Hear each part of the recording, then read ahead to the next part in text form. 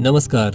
आइए आज बादल को घिरते देखा है नामक कविता को समझने का प्रयास करते हैं। बादल को घिरते देखा है कवि नागार्जुन की प्रसिद्ध कविताओं में से एक है। ये कविता उनके काव्य संग्रह युग धारा में संकलित है, जिसका प्रकाशन कुछ स्रोतों के अनुसार सन 1953 और कुछ के अनुसार सन 1956 में हुआ था। इस कविता में नागार्जुन ने अपनी हिमालय क्षेत्र की यात्रा के अनुभवों को अंकित किया है। सुंदर प्राकृतिक दृश्यों के साथ साथ कवि ने इस कविता में मैदानी क्षेत्र के हंसों, कस्तूरी मृग और चकवा पक्षी के जीवन के कुछ पक्षों को भी शामिल किया है। उन्होंने महाकवि कालिदास और उनके द्वारा रचित मेघदूत नामक काव्य को भी याद किया है और हिमालय क्षेत्र में रहने वाले किन्नर जाति के लोगों की जीवन शैली के कुछ चित्र भी प्रस्तुत किए हैं। नागार्जुन लिखते हैं, अमल धवल गिर के शिखरों पर यानी हिमालय पर्वत की बर्फ से ढकी निर्मल और उजली चोटियों पर मैंने बादल को घिरते देखा है, बादलों को उमड़ते हुए देखा है। यहाँ पर दृश्य बिंब की योजना है। हिमालय क्षेत्र में उमड़े हुए बादलों से बरसने वाली बारिश की बूंदों के बारे में कवि कहते हैं, छोटे छोटे मोती जैसे उसके शीतल तुहिन कणों को मैंने उन बादलों से बरसने वाली ठंडी और बर्फीली बूंदों को, जो कि छोटे छोटे मोतियों की तरह लगती हैं, देखा है।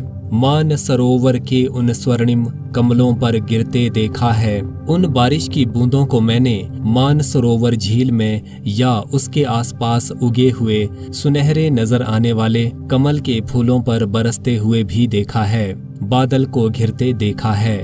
मैंने हिमालय के क्षेत्र में अक्सर बादलों को उमड़ते हुए देखा है। इस पद्य में तुहिन शब्द का प्रयोग है, जिसका अर्थ है पाला, कोहरा, हिम या ओस। यहाँ पर तुहिन कण शब्द बर्फ या पाले के समान ठंडी बारिश की बूंदों की ओर संकेत कर रहे हैं। मानसरोवर झील तिब्बत में स्थित है, जिसे हिंदू और बौद्ध धर्म में पवित्र माना गया है। इसके उत्तर में कैलाश पर्वत और पश्चिम में राक्षस ताल है।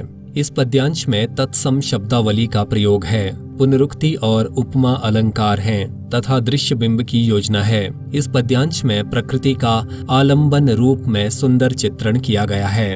अगली पंक्तियों में नागार्जुन ने मैदानी इलाकों से उड़कर मानसरोवर आने वाले हंसों का चित्रण किया है। वे लिखते हैं, तुंग हिमालय के कंधों पर यानी ऊंचे हिमालय पर्वत की ऊंची नीची घाटियों में छोटी बड़ी कई झीलें हैं। आकार में छोटी और बड़ी अनेक झीलें स्थित हैं। उनके श्यामल नील सलिल में उन झीलों के सांवले और कभी कभी आसमान के प्रतिबिंब के कारण नीले दिखने वाले पानी में समतल देशों से आकर मैदानी इलाकों से आने वाले पावस की उमस से आकुल, वर्षा ऋतु की उमस या दम घोटने वाली गर्मी से बेचैन होकर तिक्त मधुर विस्तंतु खोजते, तीखे और मीठे स्वाद वाले कमल नाल के अंदर पाए जाने वाले रेशों को खोजते हुए हंसों को तैरते देखा है। हंस पक्षियों को मानसरोवर झील में तैरते देखा है। बादल को घिरते देखा है। मैंने हिमालय क्षेत्र में अक्सर बादलों को उमड़ते हुए देखा है। इस पद्यांश में उमस शब्द का अर्थ है ऐसी गर्मी जो हवा के ना चलने पर होती है। विस्तंतु शब्द का अर्थ है कमल नाल के भीतर पाए जाने वाले तंतु या रेशे, जिनका स्वाद हंसों को संभवतः पसंद होता है। इस पद्यांश में तत्सम शब्दावली का प्रयोग है और दृश्य बिंब की योजना है। अगली पंक्तियों में कवि ने वसंत ऋतु की एक सुहानी सुबह का वर्णन किया है, जिसमें चकवा पक्षी के जोड़े का रात भर की जुदाई के बाद मधुर मिलन होता है। नागार्जुन लिखते हैं, ऋतु वसंत का सुप्रभात था।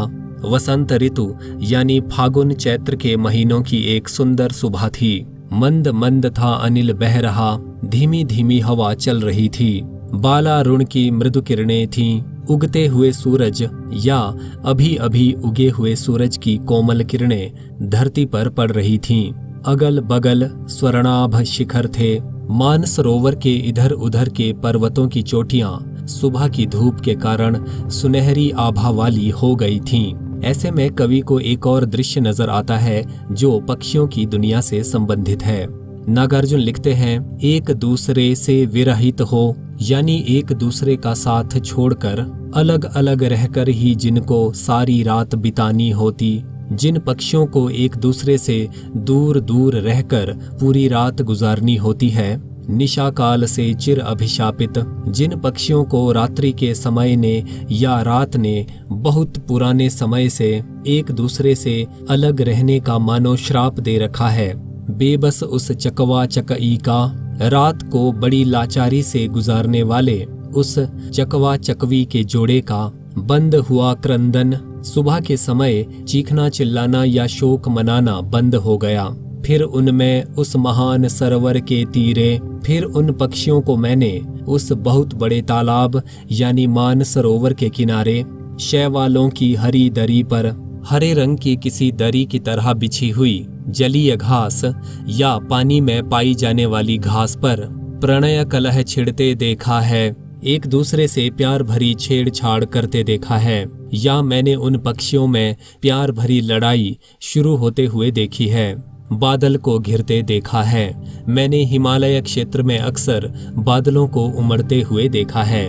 इस पद्यांश में दृश्य और श्रव्य बिंब की योजना है और सुंदर प्रकृति चित्रण किया गया है। इस पद्यांश में चकवा पक्षी का वर्णन है। चकवा पक्षी को चक्रवाक या ब्राह्मणी बत्तख भी कहा जाता है।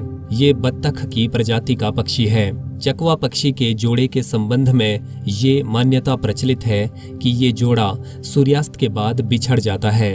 हालांकि इस मान्यता की पुष्टि में ठोस वैज्ञानिक प्रमाण नहीं मिलते, लेकिन संस्कृत और हिंदी काव्य में इस मान्यता का खूब प्रयोग किया जाता रहा है। अगले पद्यांश में कवि ने कस्तूरी मृग का वर्णन किया है, जो ऊंचाई वाले क्षेत्रों में पाया जाने वाला प्राणी है। कवि कहते हैं, दुर्गम बर्फानी घाटी में, यानी मैंने बर्फ से भरी हुई ऐसी घाटी में जहां पहुंचना कठिन है, शत सहस्त्र फुट ऊंचाई पर, सैकड़ों हजारों फुट की ऊंचाई पर, अलख नाभि से उठने वाले, नाभि से निकलने वाली अदृश्य, निज के ही उन्मादक परिमल, अपने ही शरीर से उत्पन्न मस्त कर देने वाली सुगंध के पीछे धावित होकर, के पीछे या उसकी खोज में दौड़ दौड़ कर जाने वाले तरल तरुण कस्तूरी मृग को, चंचल और जवान कस्तूरी हिरण को अपने पर चिढ़ते देखा है, मैंने अपने ही ऊपर खींचते हुए या झल्लाते हुए देखा है। हिरण इसलिए खींचता है क्योंकि वो कस्तूरी की सुगंध को खोजता हुआ यहाँ वहाँ भटकता है, पर वो सुगंध या उस सुगंध का स्रोत उसे नहीं मिलता।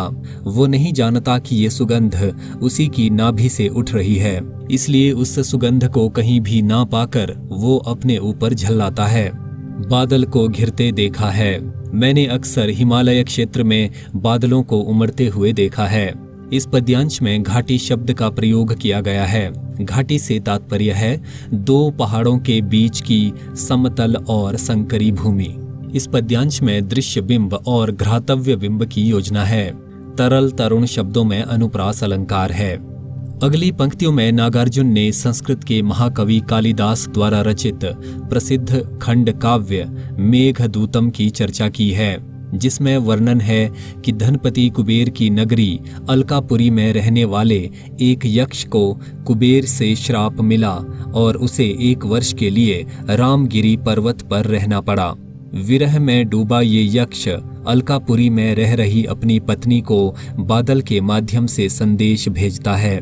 मेघ को दूत बनाकर भेजने के कारण इस काव्य को मेघदूत नाम दिया गया था। नागार्जुन लिखते हैं, कहाँ गया धनपति कुबेर वह? कवि प्रश्न करते हैं कि देवताओं के कोषाध्यक्ष धन के स्वामी कुबेर अब कहाँ हैं, यानी उनका कोई पता नहीं है। कहाँ गई उसकी वह अलका? धन के स्वामी कुबेर की नगरी जिसे अलकापुरी कहा जाता था, वो भी आज न जाने कहाँ लुप्त हो गई है। नहीं ठिकाना कालिदास के व्योम प्रवाही गंगा जल का। महाकवि कालिदास ने आकाश में बहने वाली गंगा की जिस धारा का उल्लेख किया है, उसका भी आज कोई अता पता नहीं है।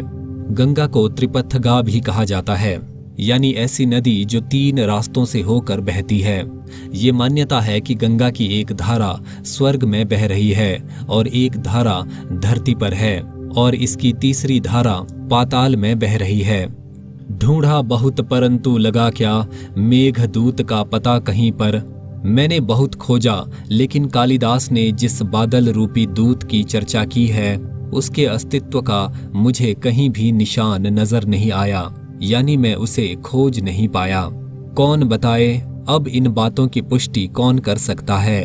वह छायामय बरस पड़ा होगा न यहीं पर, वो मेघदूत नामक बादल जो भरपूर छायादार था या विशाल आकार का था, वो तो इधर हिमालय क्षेत्र में ही कहीं बरस चुका होगा, यानी उसके मिलने की अब कोई संभावना नहीं है।